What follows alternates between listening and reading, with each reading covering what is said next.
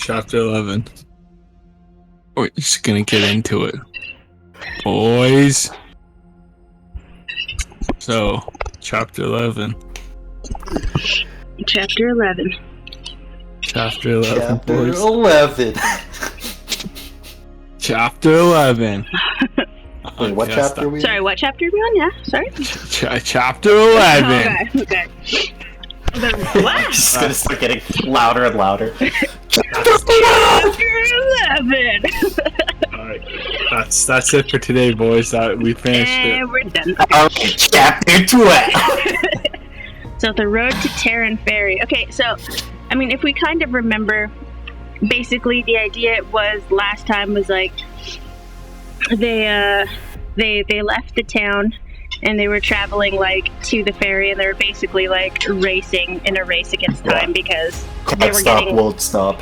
They were getting followed by like more of the Fades and Trollocs and whatever that drag car thing is.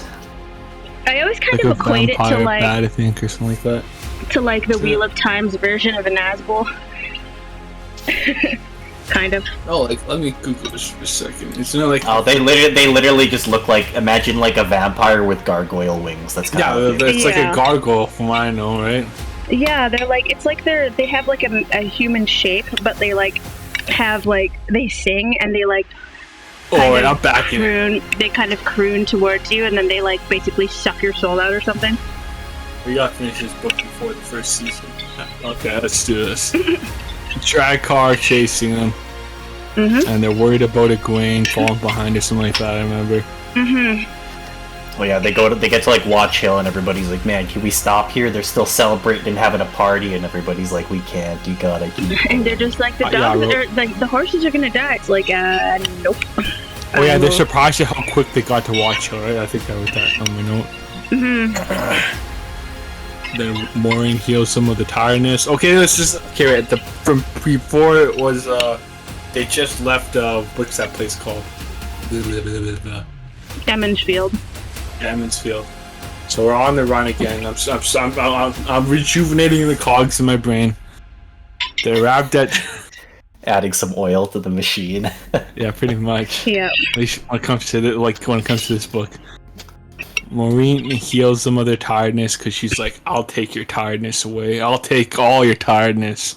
And but not my tiredness. Yeah, but apparently what she can't do for anybody else. And then they arrived at Terran Ferry. I don't remember if there was anything else in between that. I don't remember.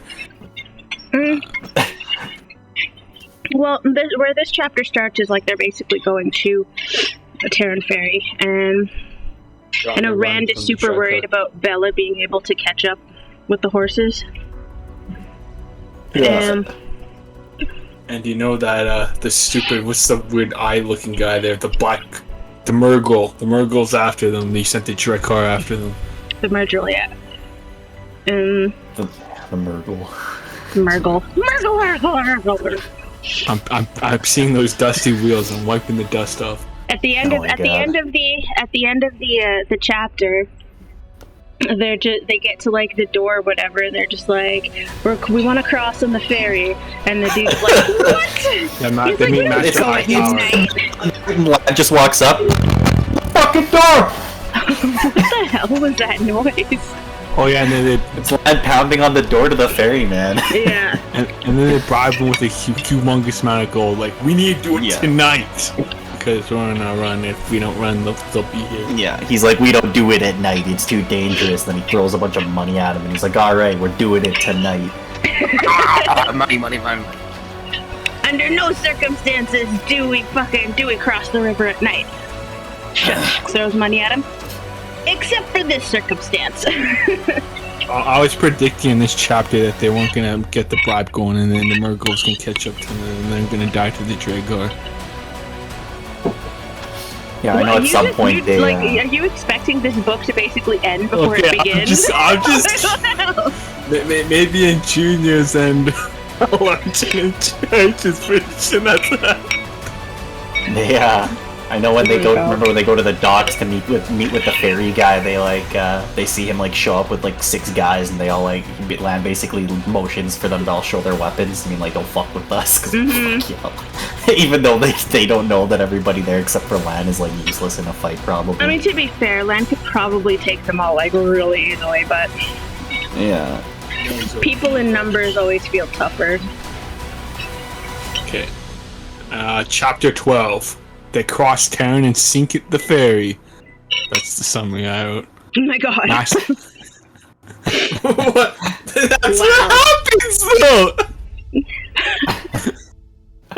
I like how they give him extra money when they get to the other side, and then they sink his boat, and he's just like, "That's really unlucky, man. Sorry for the shitty luck." They just fuck off. Master Highwind comes down to landing with 6 men. He tries to get his gold before they sail, but he was all greasy, so they're like, "Hell no, motherfucker!" And then they sink the ferry. Yeah, I'm just kind of skimming through it. We're basically just. I know they talked a little bit about things. You want to talk about basically they were like, "Are we really gonna get robbed?" And Lan was like, "You don't know what people will do when they think nobody can see them doing it," kind of thing. I mean, and they're not wrong. Yeah.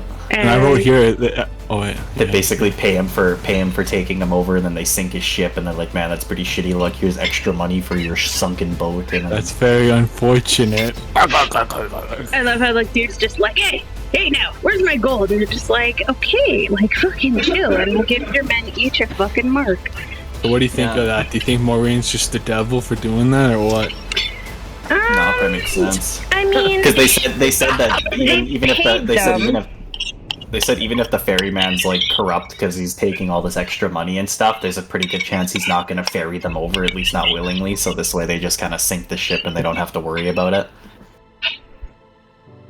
Or at the very least, they slow down their pursuers if that's the case. What do you guys think about Master Hightower? He was pretty slimy in your head, weren't you? Didn't that how you pictured him? That's pretty much what I figured he was going to be. The second they showed him money, and he was like, "All right, let's go," instead of that dude basically made me think of Heinz. So he's like a shitty Mr. Krabs, right? It's basically Pal's character. Yeah. D&D. He's a slimy merchant who will probably sell his sister if the price is right. Okay, and then Brian, after they get the ferry, they escape into a cave to avoid the car. And the cars can search the whole river because the truck car. Were they in a cave, or were they just kind of in this I think so. It was a hidden. There was a bunch of trees kind of fall. I trust my notes. There was a cave. It was like a bunch of trees that were toppled on top of each other, so they made a small shelter underneath it. Yeah, it was there's inwards to sleep in or something like that. Yeah, but it was just a shelter they made underneath these. She led them up on the bank into the woods beyond the river. Bare branches thickened the shadows. A good 100 spans from the Terran, they came to a dark mound beside a clearing. Here, a long ago flood had undermined and toppled an entire stand of leather leaves, washing them together into a great thick tangle, an apparently solid mass of trunks and branches and roots. Moraine stopped, and suddenly a light appeared low to the ground, coming from under the heap of trees. So it's just a giant pile of trees that has a space underneath that, unless you know it's there, you would never think. You know what that tells us? Don't trust Jade's notes. Yeah, no. I still trust him. This guy, I trust my notes. It's a cave. It's a bunch of trees. No, I'm not saying it's a huge cave. It's a small divot, divot inside a hole or some shit. It's literally just a gap underneath the pile. Anyway, I don't know why we're focusing so much on this plot point. It's very it doesn't really impact the story here. Wrong. Okay. Anyway, the next part is Moraine tells Egwene that you can have. And what the fuck was that? Moraine tells. Yeah. Power.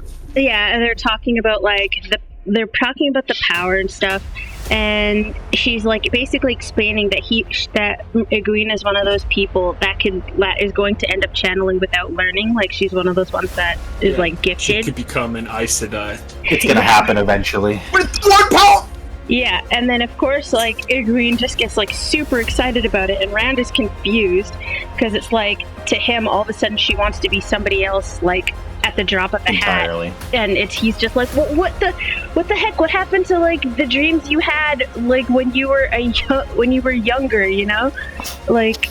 Hey man, I'll be honest, my dreams now, if I figured out I could just start casting fireballs and shit, they'd be completely different, like that, no problem. Well, you gotta imagine her dreams and aspirations are that of like an isolated, like old school, like medieval village town thing where like people only marry inside of the town. So like the fact that she's now like complete, all of a sudden her world's already completely changed. Yeah. Alright, so it makes sense. Well, let's see you guys go. Well, they pretty much talked about how like when they went to that little like cave, they were like, why are we even they're like, why do we even have to rest? We don't feel tired. They're like, trust me, you need to rest because you won't feel tired up until the point where you fall over dead. And they're like, oh shit, okay, well, fuck. Alright, well, I guess that's all you had to say. Jeez. Yeah, fuck. Yeah, so it's that's the start of basically chapter 13 is... No, 13 is just borrowing. Or how you say it, barrelon. 13 is called choices. What are you talking about? No, but they all chapter. I have a sentence summary for all the chapters. It all takes place in borrowing. I think it's called Barelon. Hold on. Oh, yeah, it's called Barelon. So yeah, you're right. I don't trust your notes. Fuck you. I'm looking. Barelon is how you say it. I know. My notes don't tell me how to pronounce the word. Okay, well the index at the back of the book does. No, it doesn't. They don't pronounce it. I have Yeah, to they type it do. in Google. No, it's all words. You have to say it out loud. That's how words work, Jade. You gotta say them. It has the linguistic pronunciation for every fucking one. What are you talking about?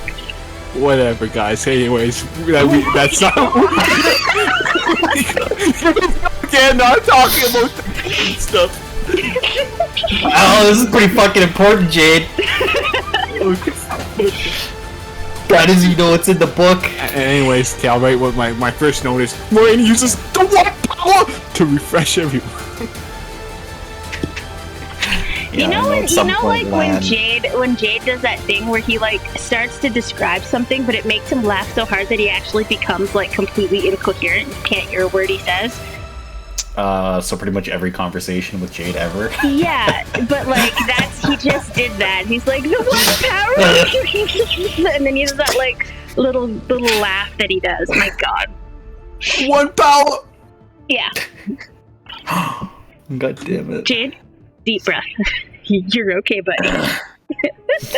Yeah, back to 13. I know, Lan starts like showing the guys how to use their weapons and stuff, and then at some point Egwene starts like unbraiding her hair, and Rand's like, what the fuck?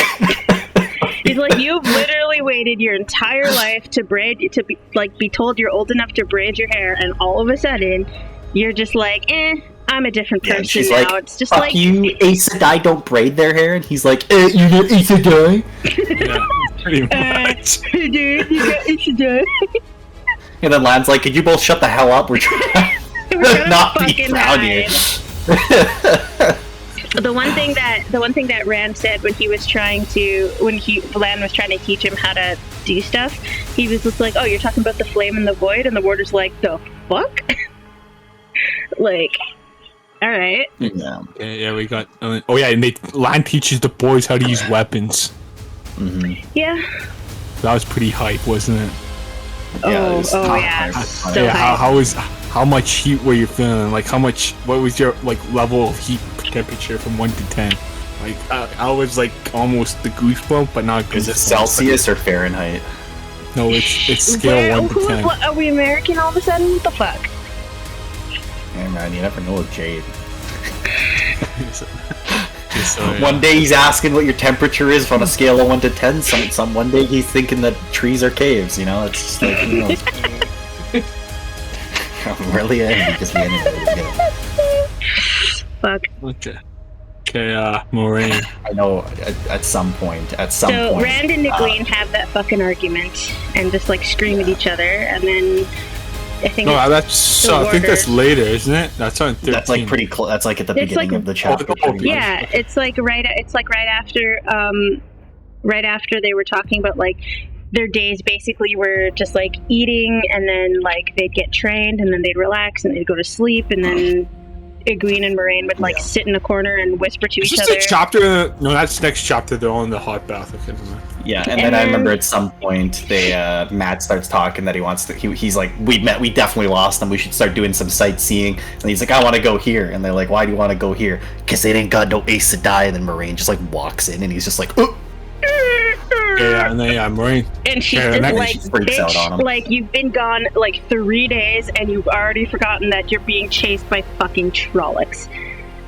Yeah, and she flat out tells them, I remember she's like freaking out at them. She's like, you idiots, you forget what happened like not even less than a week ago? She's like, I'm not letting the Dark One get to you if I have to kill you myself. And they're all just like, oh fuck. Yeah, I was just gonna bring that up. That's how she kind of like, it gets kind of dark there. You know, I feel like, you know, when you're kind of like reading this book, and you mean the whole time we're reading it from like Rand's point of view for the most part, right? And he from his like very backwoods kind of ignorant point of view, and he's just naive though, I think, of a lot of the outside world. And there's no way he could possibly understand even remotely close to the big picture. And then you see somebody who's obviously very educated like Moraine, and she's just like, if I had to, like, I remember at one point she says, if I had to explain every goddamn thing to you, we would never get anything done. Like, you're just gonna have to trust me, okay? And it's just kind of you not smart. Yeah, and it's just like but like when you think about it from Rand's point of view, like it must just seem so sketchy to him. Like, what the fuck? Yeah, like, what? Like, can you guys not tell me anything? This is bullshit. Like,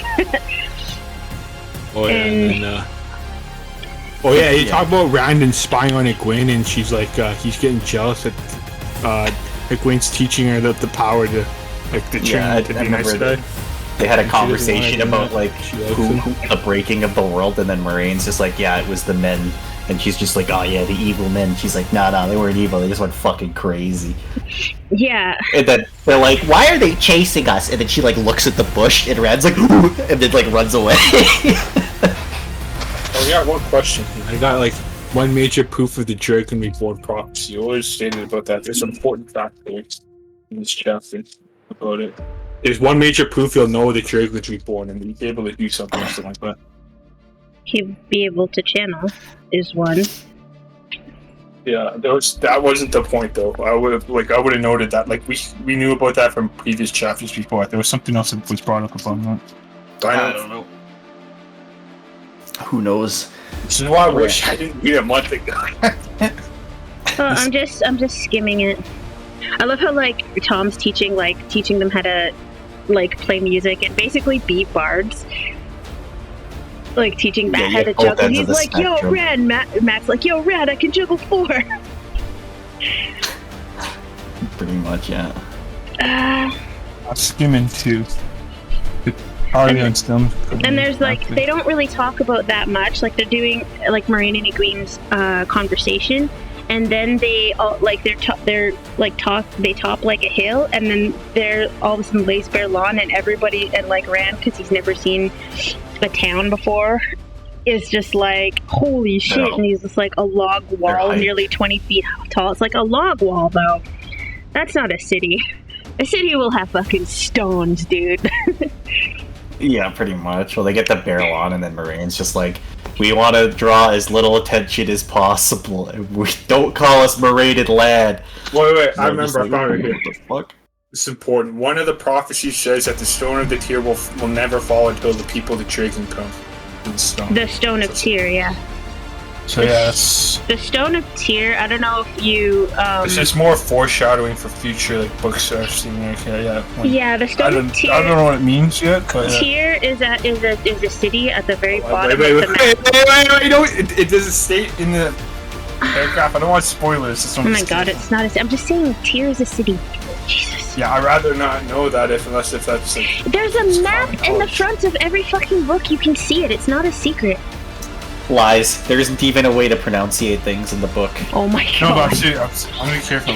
Oh, look, stop believing everything in Jade's notes. So when the city falls, that... I don't know. When the city falls, it'll mark that the dragon has been reborn. Is that what you're saying? Well, catch that's prediction. It said the stone of Tyr. Will never fall. Probably. I won't tell you what the stone of Tyr is. Yeah, That's stone probably of like Tyr the will never walls. fall until the people of the dragon comes to the stone. Yeah. Okay.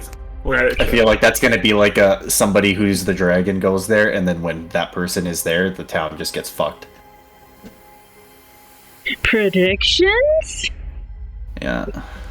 The Stone of Tyr is literally just like the walls. So back to Berlon.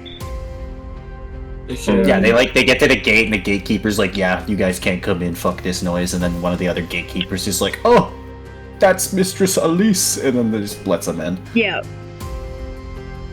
They're talking about like there isn't a thatched roof to be seen at all. Yeah, they go to the gatekeeper. They go to the gatekeeper that lets them in. Basically, it's bigger than Emmett's Field and Watch Hill and Devon Ride all put together. So that's a city. And Tom Merrill is just like, fucking city. Like, pretty just much. like, all right, can you like give them a minute? Like, this is huge to them. No way. That's the best. I love him. He's so blunt.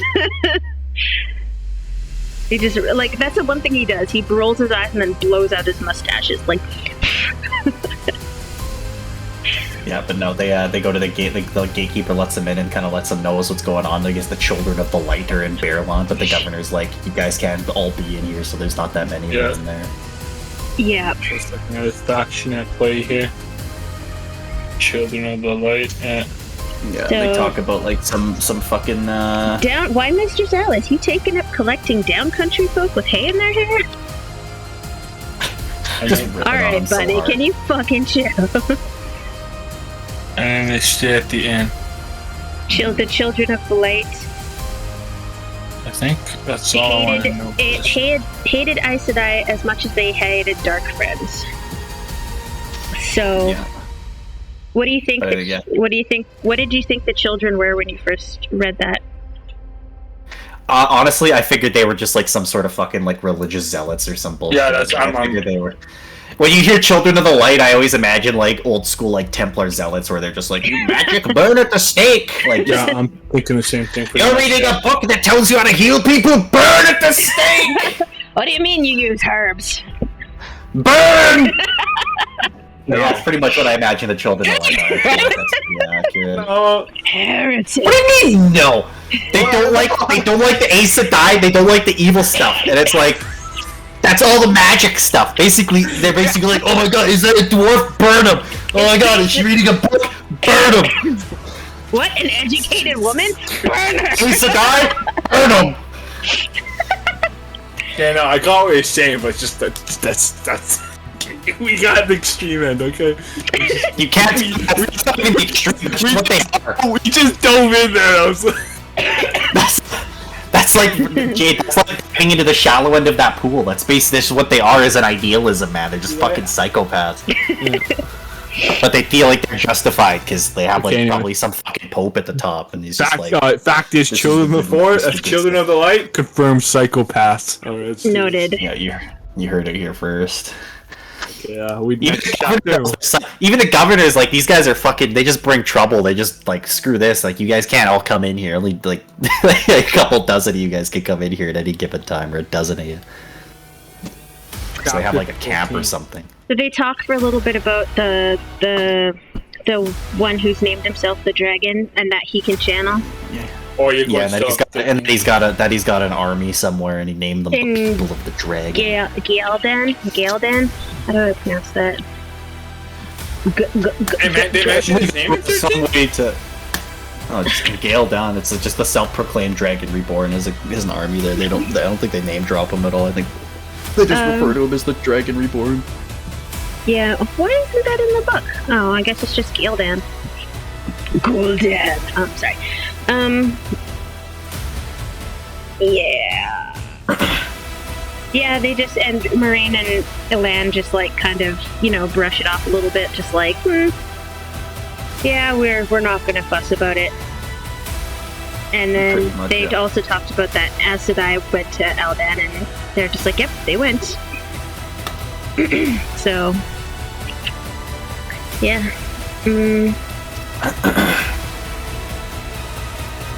Yeah, they go into the. See, right here, it says Rand walked a time beside the Gleeman. Tom, what was that all about Tyr and the people of the Dragon? Tyr is a city all the way down on the Sea of Storms, isn't it?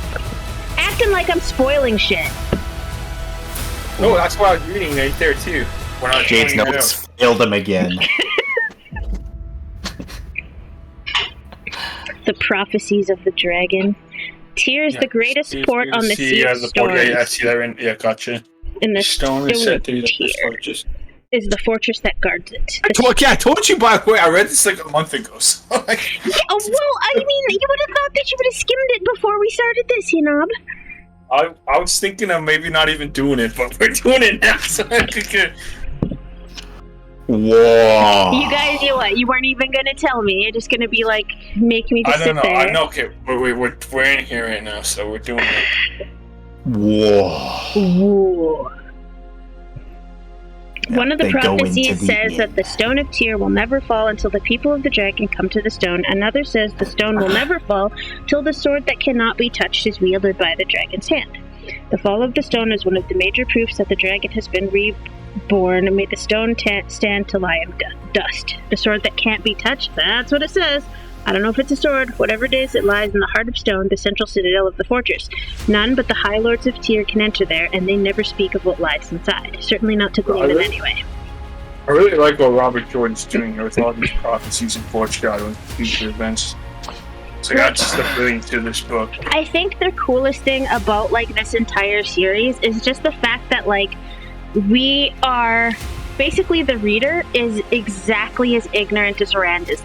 Rand is learning about the world as we are. No, I find that a lot fascinating when it comes to fantasy books and stuff. And things. The mystery behind it before they tell you is more intriguing than knowing what it is. Yeah, and it's just the way he's writing it. It's like you're learning about the world at the same time that Rand is, and it's kind of you're kind of have that sort of kind of wonder, I guess. So it's when you go into a big city for the first time and you're just checking stuff out and you're learning stuff. It's kind of like that. You're learning stuff as you go. Yeah, so, to me that's the hook into this book. It's what makes it what makes me really hooked into the book. There's just so many questions that are unanswered, and then as you keep reading, a question that you had way back at the beginning of the book gets answered, and then you keep going, and then a question that you had in the middle gets answered, and the questions are getting answered really slowly, but they are getting answered, and I think that's kind of cool. All right. Is that it for this chapter? Well, Lan goes and basically lockpicks a gate, and they go to the back of the inn, and they're just welcome to the Stag and Lion. Here's some baths. Welcome to Berlon. Yeah, pretty much. Chapter 14: The Stag and the Lion. We'll arrive at the inn. Yep. They have hot baths. Yeah, they're saying that everybody, the inn is super full. Every inn in town is the same. The winter is just cleared enough for everyone to come down from the mountain. Talking about horrible tales from wolves and worse and all that stuff. And ancient Trollocs and Salda. Oh yeah, she has that conversation with that guy. She asks about the children. And they say, never you mind, the governor won't let him in. Yeah, I had that noted too. No one wants to see some harmless old woman hurt just so the children can have an excuse for whipping up a frenzy. Yeah, pretty much. They're basically inquisitors. Has eyes and ears. Yeah, it's crazy people. It was just the first time they talk about, like, oh yeah, Dark One has eyes and ears. You'd think they'd be safe in the city, but they're not even safe in the city. Yeah. No, because I think they go for their bath, and then the attendant's like, oh yeah, I haven't really heard much about anything. Some miners fighting. I heard about Trollocs, and Matt's like, let me tell you about Trollocs, and everybody's like, the lad shows up and he's like, you fucking moron.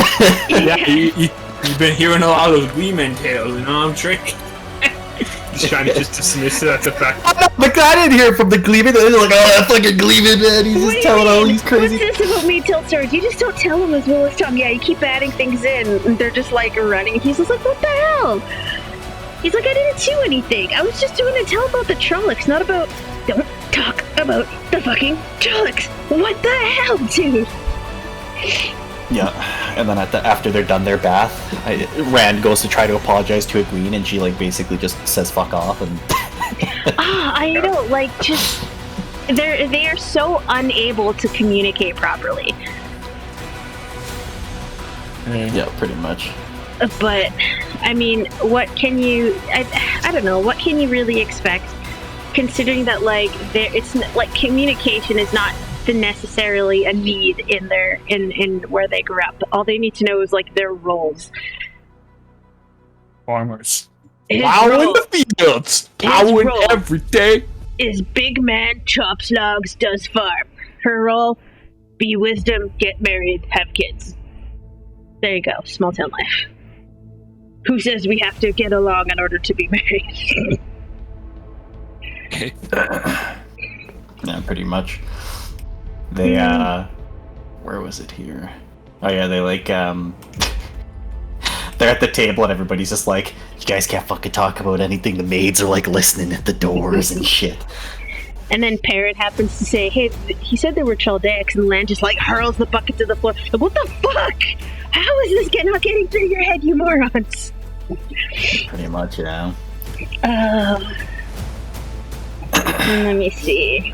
Yeah, Egwene wouldn't talk to him, and then they go to eat it. They go basically to eat at a table, and then Moraine and like Lan basically explain like some of the stuff they learned while everybody was having a bath and shit. And apparently Logain, I think is who that Dragon Reborn guy is. They like won some battle or something. Oh yeah, I think I remember. So there was a battle in Galedan, and Logain was the victor. So Logain must be the false dragon. And of course, like, people aren't really sure if the Aes Sedai survived, and Lan's like, I don't know, some say they were all killed, some say none, some say they went over to Logain. Nothing reliable, and it's just like, God. Nobody had spoken about Myrddril or Trollocs, and the White Cloaks are too busy trying to make trouble for the governor unless he'll cooperate with them. They won't even notice us unless we advertise ourselves. And then he says, they're just like, we'll stay here tonight and tomorrow night and then leave early the following morning. So everybody's just like, yay, we can explore. Yeah, and then Rand has a nightmare. Yep. Oh yeah, I was gonna say, you mentioned they're staying a couple of nights and then then it was gonna break. That whole nightmare is the second half of the chapter. Yeah. So there's like a break between that and before that. Yeah. Those nightmares are they've been very dry so far. Yeah, this one was not fun, if I recall.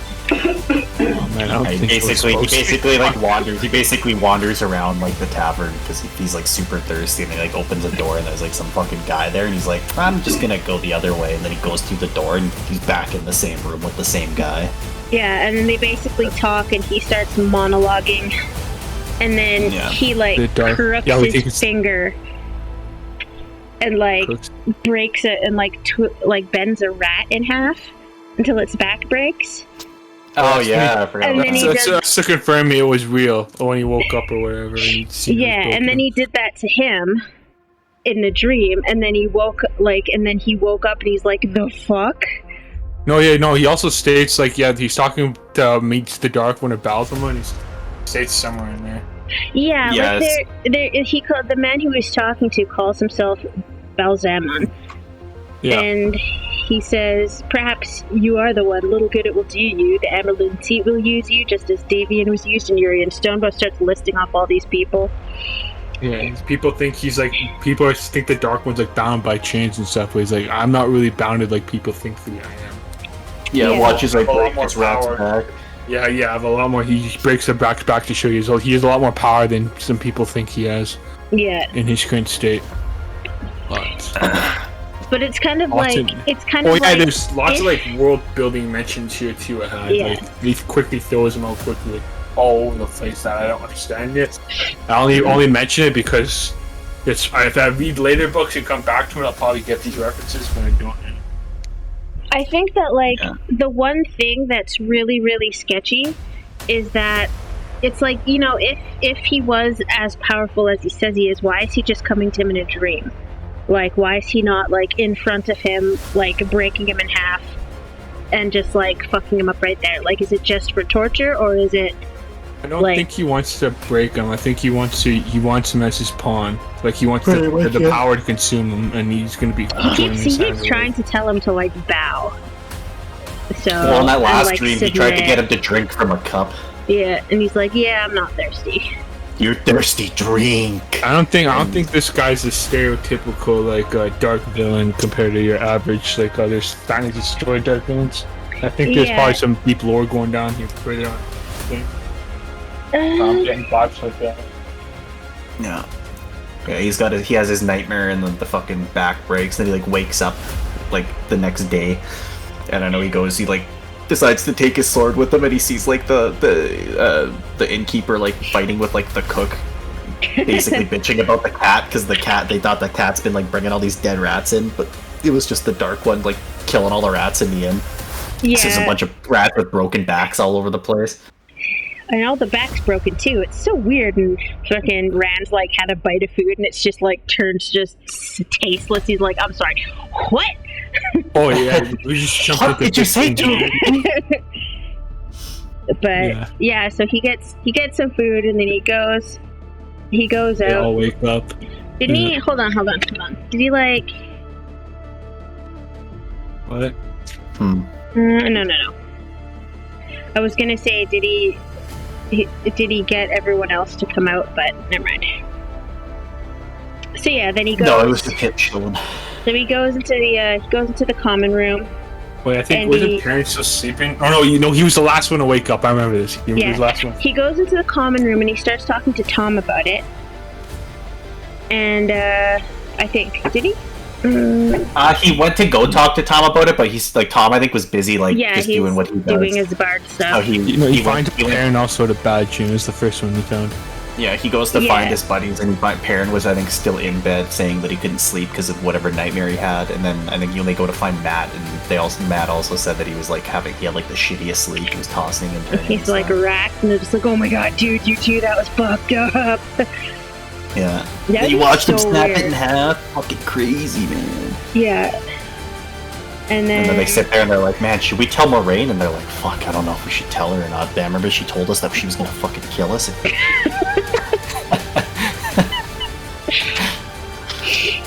And Perrin, they're like, "All right, we should go and explore." And Perrin's like, "Fuck, I'm just gonna go back. I'm gonna sleep this off. One power. Anyways, they meet Min next. Remember what? Oh no! Before she meets Matt, she's leaving. Where is she? Oh, he went outside to just like sit outside and like just be in and just watch, and then he gets talked to by the woman who dresses like a boy with short hair, named Min. Yeah, maybe he's a dark fiend, Master Finch. What? No, I'm reading like this. I'm skimming the chapter right now. Okay, well, come back to the present. Oh, you're further, aren't you? This is before they meet Min. No, I'm like Moraine met Min like earlier in the hallway, but all they did was like describe her. But this is when Rand is sitting outside the inn, and Min comes up to him and starts talking to him. Yeah, I know. Min's a big part of this chapter, though. Well, yeah, well, that's where we are. We're here right now talking about Min. Yeah. Min's like, that's basically talks about the sword and like asks him what kind of trouble he's involved in, and then he's just like, I'm not in any trouble. What do you mean trouble? I'm from Two Rivers. There's no trouble there. I'm not in trouble. I've heard Min talk about you Two Rivers folk. I've heard the jokes about wooden-headed sheep herders, and then there are the many that actually been down country. Wooden-headed? What jokes?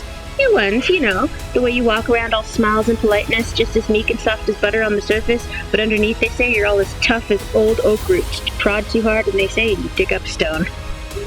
Yeah, and then she basically says that, like, the stone isn't very, like, deeply buried in Rand and his buddies. It's just something, like, scraped away the coverings. Yeah. And then she's just like, oh, also your buddies? I know their names. He's just like, questions whether he should be talking to her without an adult present, pretty much. I mean, to be fair, that's a valid question. Pretty much, yeah. He's just like, why do you think she's got another name? And she's just like, oh yeah, I can fucking see shit, she fucking told me. And also, I see, like, mad auras, dude. Yeah, and then he thinks she's, like, crazy. I mean... He's like, man, you're fucking nuts. And then she's just like, yeah. You can't run away from me, I know things. And he just, like, runs away even quicker. I mean, she was kind of being a little creepy. Like, she was sort of, like, doing that on purpose to put him on edge, which is a little mean. Come on. Yeah. Oh, yeah, and then they run into Pat and Fane again. Fucking god. Oh, my god. He's just like, man, that guy looks like Pat and Fane. Oh, shit, it's Pat and Fane! And, like, he starts, like, yelling out at him, just like, yo, just, like, chasing him. It's like, dude, he wants to get away. Yeah, he catches up to it, and he's like, looks all nasty, like he's been running forever. Master Fane, what's the matter? It's me! Oh my god. Like, don't mention them. Yeah, pretty much, and then he's he's just like, come back to the inn, we're staying at the inn, and he's like, fuck, I'm not coming to the inn, don't tell Moraine I'm here. We talked about, like, she's the prophecy person, right? The Min thing. She's a prophet one. She says she sees pieces of pattern, and that they're all pattern. She said she sees pieces of the pattern, but she doesn't always know what what the things she sees means. So I wouldn't call her prophetic. Like, Ethan and Gwen and stuff are tied to it, so it's like, I feel like she sees, like, some magical, like, attachment or some shit like that. Well, like, I imagine that, like, you know, I think, like, she sees the course, like, the future that their current course of action is, because I imagine if they do something different, it would probably change, right? Like, I get what I mean. It's like that, those fortune prophecies, not complete knowing all the picture, but knowing, like a little path that's guiding them there. Yeah. Like, little snippets of what's to come. Yeah. So yeah, she basically, and then she tells everybody, like, what it is that she sees about them. And she's like, a sword that isn't a sword is like with Rand, and like 3 women standing over a funeral pyre, black rock with blood. It's like, I have no idea what it all means. Lightning around you, some striking at you, some coming out of you. And yeah, so it's crazy. Yeah, that's what I'm saying. It's more prophecies going on through here. Lots of foreshadowing. Yeah. And okay, so Pat and Fane is all that.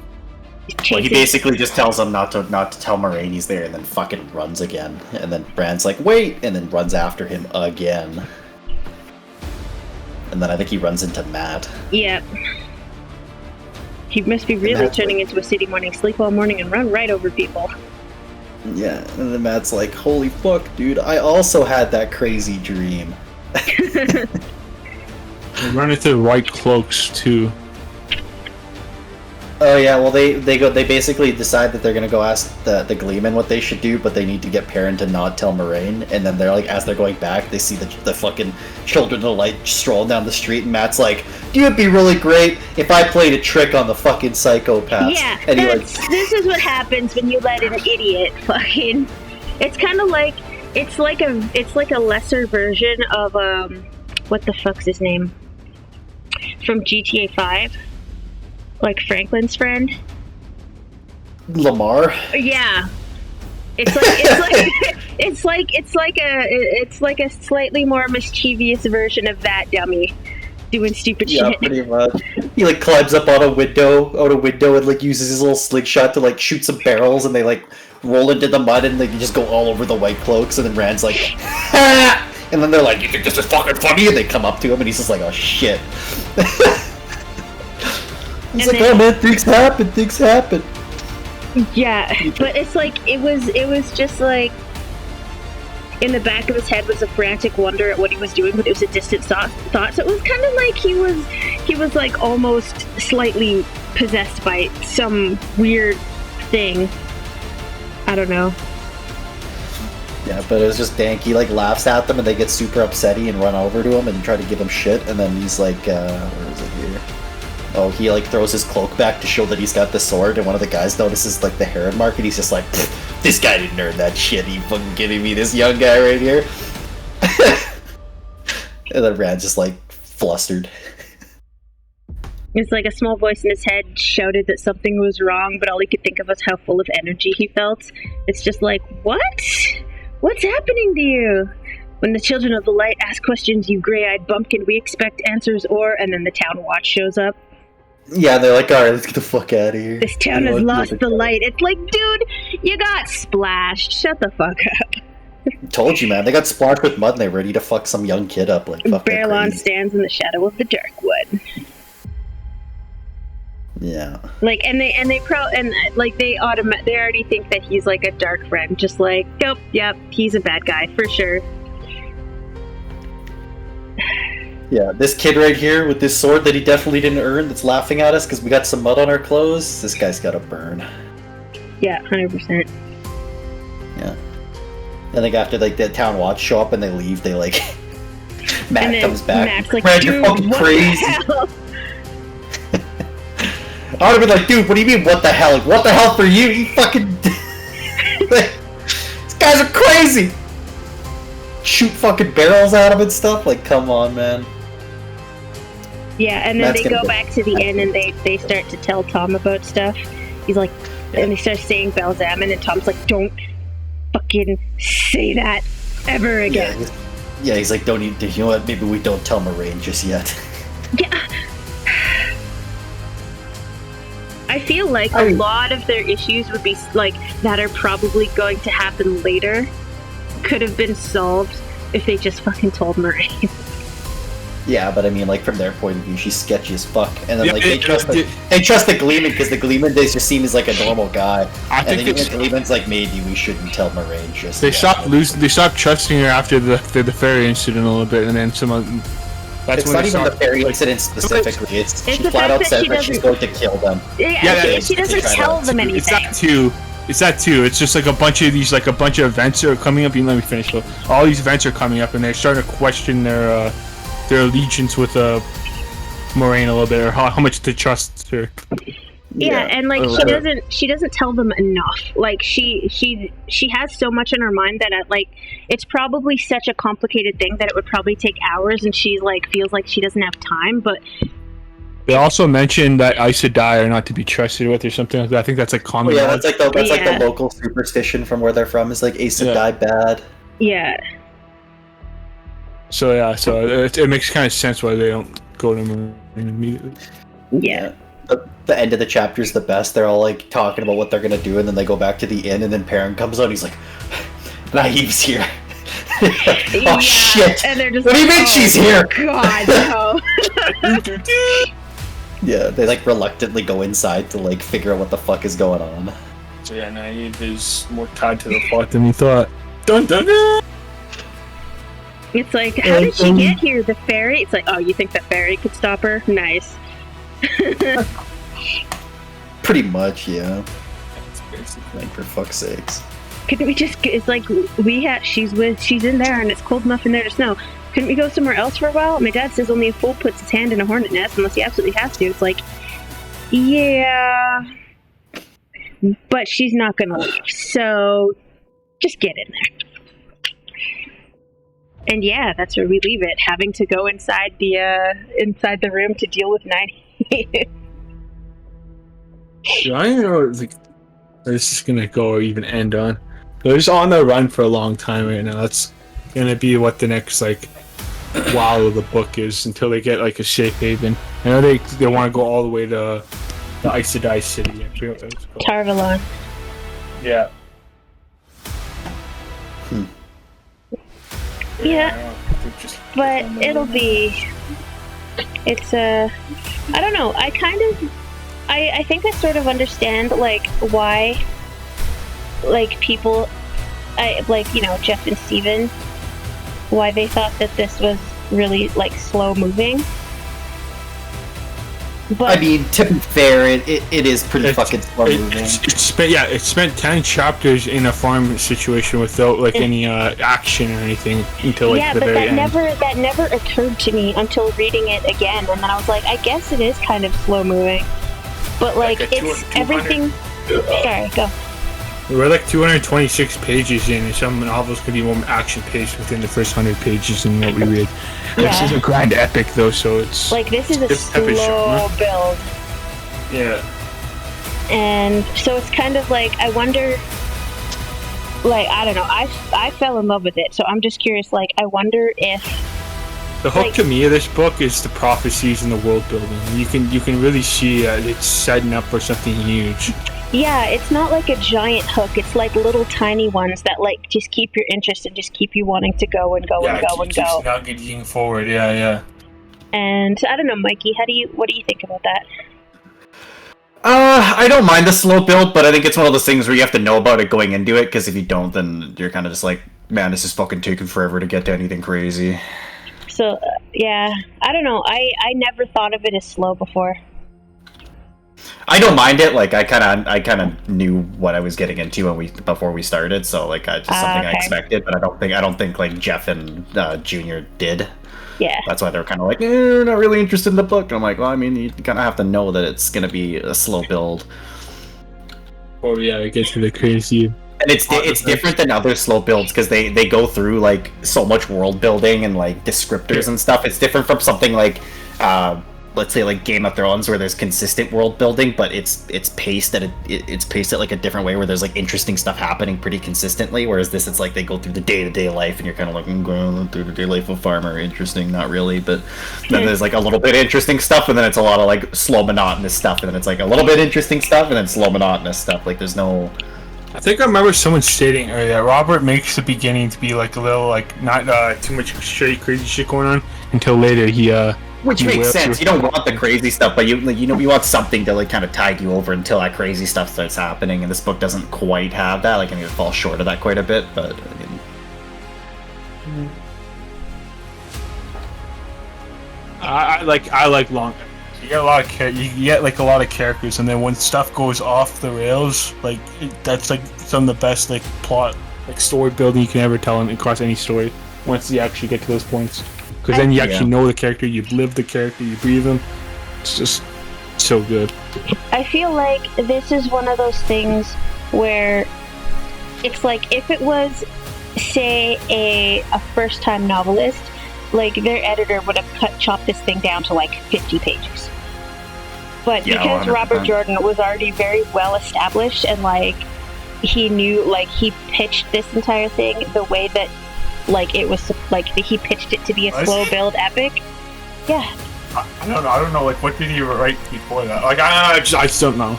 Well, I don't know what he wrote before this, but I know that he'd done other things than this. This is what he's best known for now. But this is Conan. That's a Conan Barbarian, I think. Yeah. I think so. Oh, seriously.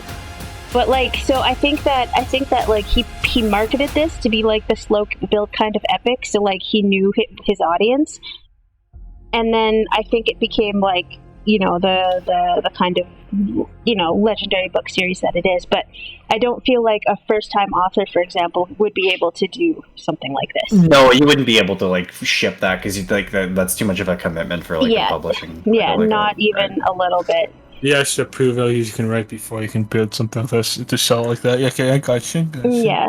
Yeah, I've already started like reading the series again, so by the time I get there, I'll let you know. But like, I remember book 5 being like one of my favorites. You just started reading the whole thing again after we started reading. Oh, I couldn't stop. Okay, I have a condition. No, I totally get you. When you're hooked, you get into the book. Like that's all you think about. Like I already finished rereading this book. I just skimmed the chapters again, like before I came here, so I remembered what we were talking about. But like I never intended when we were reading to all like be on the same page and read. Like if you want to go read ahead, and then. Oh, I'm already on book like, 3. What are you talking about? Just touch up on points when we get there. Yeah. So I'm already talking about, like for like other books too. Yeah. So I'm on like book 3 now. So I'm like I'm starting to remember like what it was that like kept me so hooked on the books, and then I'm also starting to remember. But I'm also reading it again like as an adult who is like. I'm excited for the TV show. So I want to watch it. Well. I don't know. Because Game of Thrones like did a really good job, at least for the beginning seasons. Like it, yeah. I was worried that the Game of Thrones wouldn't. Like I thought that Game of Thrones wouldn't be possible to make into a TV show. I thought it was too complicated. I thought there were too many. I knew it definitely couldn't be made into a movie. That's for sure. But no, you couldn't do that. A TV show, it had more promise, but like I was still kind of like, you'd have to like be super careful about casting and just like everything has to fit perfectly. And I think they did a really good job up to like season 4 or 5. But yeah, the Wheel of Time is because, and like I feel like it'll probably go faster. Because the Wheel of Time is such a slow kind of like build up, so I feel like they'll be able to like make the plot go faster, so it'll seem more action packed. But there's just so much in it, and like there's so many little hooks and plot points, and I wonder how they're gonna put all that in there. Well, if they do like 10 episodes per like maybe a book, I don't know if that's gonna be enough. Like I mean, maybe there is, but you would have to literally like cut to like different. So, like, for example, you'd have to show probably part of the war that's happening in, like, Galedan that, like the reader currently doesn't see. Okay, you know TV shows are a lot more fast-paced than... yeah, like, you have... Like, with a TV show, you have to keep them hooked. So you can't... It's hard to do a slow build like this in a TV show. You would literally have to do, like... I don't know. I feel like they're Game of Thrones, like, the first... the Game of Thrones and the Eye of the World as books, they're about the same size, but I'm wondering if it would be the thematics might be different. Like, yeah, they're different, but I can't really comment too much on this book since I haven't read it yet. So yeah, but just knowing what I know, like this is a whole different monster from Game of Thrones. Like compared to what we read right now, I could see like maybe 2 episodes. I could see like what we read so far in maybe in an episode or 2 though. But like I'm not, because you don't need a lot of that stuff. Yeah, you don't need a lot of the you definitely need to prophesize though. Yeah, if you shoot it correctly, and if you have like your footage done correctly, and if your actors like fit the role properly, then you can do pretty much everything in like 45 minutes per episode. But yeah, it's I will always be kind of skeptical when they take something as heavily literary as this book and turn it into a visual. Well, yeah, Game of Thrones opened the door for more like crazy, huge epics to be adapted. Yeah, it's just that the difference was Game of Thrones has the advantage of having the author to talk to about source material. But they don't have that in this case. They only have the author who wrote the last. They only have editors and like their family that can help, like, and the notes and like his notes. But you don't have like the authors themselves. Sanderson, I think, is helping with that. I know Brandon Sanderson wrote the last 3. Yeah, I know. But he wrote it based off of Robert Jordan's notes, and so his 3 books, as good as they are, they still have a very different voice. Another thing to be noted, though, TV directing is completely different than writing stories. You have, like, they're different writing styles. Yeah, and like whoever is transferring the book from book to script, that's a whole other issue too. Like, we'll have to see like when like in person when the trailers put out, because it's too early to tell because you don't know if it's gonna be good directors or not until you see. That's true too. Yeah. yeah, and it doesn't even, like, it's not even about the good director. It's about the right director. Like, you can have like Steven Spielberg try to direct this, but he might direct it completely different. Like, we need somebody who can direct this book Type like, of series. Yeah, it's got like, he's got it, like, whoever it is, he or she has to know like this book, so in order to make it work. And I don't know, I mean, I know Game of Thrones has a huge fan base, and I don't know if like the Wheel of Time has just as big of a fan base in the same kind of like. Wheel of Time's fan base in terms of just novels is huge. Not as big as Game of Thrones, since it's been marketed like on the screen. I think it has a big fan base, but I think it's a quieter fan base because we haven't had anything to scream about because the series is done. Yeah, it's a big fan base, but like without an adaptation, it's huge for not having an adaptation. How many people like know about it? Is what I'm trying to say. I hope that they're taking as much time and care with like the story and the casting and the directors and the writers as they did with like the first part of Game of Thrones, because the first part of Game of Thrones was really, really well done. The first 4 or 5 seasons, those were very well done, and what I want is that. At the same time, at the very least, we can hear Nynaeve like shit on everybody in that first chapter. Yeah, that's a good cliffhanger. I'm excited for it. So far, we have like ended every chapter on a cliffhanger. Have you noticed that? Yes, so this one's a good one though. This is a good cliffhanger. The last one they just like left the village, and then boom, before that the trolls just attacked. Yeah, but like you didn't know if like Rand was gonna make it back to the village in time, and the next one it's like they're sneaking out of the village, and it's just like, oh shit, like what's gonna happen? And now it's like, oh shit, the wisdom just showed up. God damn it! Like we are about to get the tongue lashing of our lives. Yeah. Oh yeah, I'm over. All right. Well, anyway, yeah. So, what is it? Predictions now? What do you think? I kind of told you. Yeah, but what else? Mikey didn't say anything. I feel like Naive's gonna end up getting tagged along with them in some way. She's probably gonna be like, "Why the fuck did you guys leave? You guys got just fucking leave." Marine's gonna be like, "Holy fuck, relax." Can you chill? We're trying to keep a low pro to like take a chill pill, and then Naive's gonna probably try to club somebody with her stupid stick at some point, and then she's gonna end up being one of the gang. And then I feel like Haddon Payne is gonna tell the White Cloaks that Asa Dai is in the town, and they're gonna try to do some shit.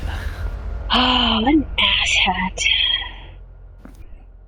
Because I don't know, because he flat out said, "Don't tell her I'm here," and I feel like when he was running, he's probably running to the White Cloaks like, "I lost all my shit. I need money, and I'll tell you where this Asa Dai is," and then they're probably gonna be like, "You're gonna fucking tell us where she is anyways," and they're gonna bring him back like all fucked up. Yeah. That's what I feel like. I feel like that's gonna happen. What did you guys think about what Min saw in the images that she saw around the three of them? I'll be honest, it's been a while since I read the chapter. I don't remember. Yeah, I think too. Like I'm with them too. The last chapter is when I started losing a lot of what's going on. I remember there was something about White Tower, and I think there's a book called The White Tower. It's like by a relevant thing. Think something about a sword and him probably becoming king. And what else was it? I kind of wish because this is something cool. I want to look like. I'm gonna look back on some of these Easter eggs later. I think, wow, it's so good. And you put that there. But right now, I'm just like, yeah, it's foreshadowing, but get what it's foreshadowing. So for the strongest thing I see about the big curly-haired fellow, so that's Perrin, are a wolf and a broken crown and trees flowering all around him. And the other one, so Matt, a red eagle and an eye on a balance scale, a dagger with a ruby, a horn, and a laughing face. There are other things, but you see what I mean? This time I can't make up or down any of it. It's just cool. It's cool illusions and stuff. It's probably like places, things, but I can't really make sense of it right now. Yeah. So I'm just trying to look at like where certain things get real spicy, because like there's some fucked up shit that happens. It's gonna be amazing. But yeah, all right. Well, I think And if I can read Driz, I can probably read most other books. yeah. Okay, I knew. Okay, yeah. Final thoughts. Closing thoughts. Closing thoughts? Closing thoughts. Oh, everyone dies and the cycle gets reborn. That's the closing thoughts. Okay. What? And he fucking leaves. Okay. Yeah. Did we want to like outro since we didn't exactly intro? I thought that's what the closing thoughts were. Yeah, that's what the closing thoughts were. You're supposed to cut it right where I said that. Yeah. Alright, closing thoughts. Just cut right there. There's something about the Ouroboros in a wheel, so I think like a snake skin like. I always cut the like more beginning and more end off of these things. We always, I don't know. Our closing thoughts for me is pretty much Naive's just gonna club somebody with her thing. It's probably gonna be Matt because Matt's gonna just be the little idiot in the group, and then she's gonna end up going with them, and then who fucking knows from there. I think Haddon Payne's gonna tell the White Cloaks that they're there, and then they're gonna have to leave earlier than they thought. Alright, see. Here's my prediction. And Moraine's gonna be pissed, and so is Egwene. Egwene's gonna be super pissed at Rand for who knows what, just because that's how she is. Okay, Jade, what do you got? It's gonna begin how it ends. So they're gonna end, and it's gonna be like a mountain explosion in the Dark One, the prologue. Oh my god. Because the Ouroboros. Okay, that's my prediction. That was profound. Alright. Yeah, okay, well, that's cool. I will stop recording. Yeah.